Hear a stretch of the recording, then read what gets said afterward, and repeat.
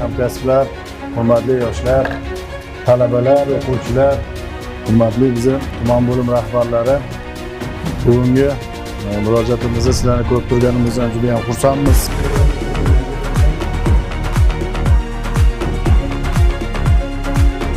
Yoshgacha bo'lgan 1.628.000 yoshlarimiz.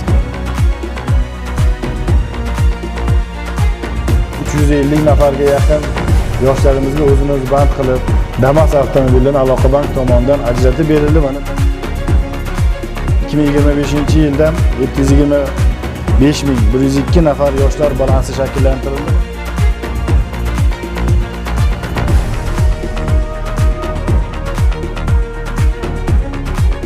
Tashabbus qizimiz qo'llab-quvvatlaymiz.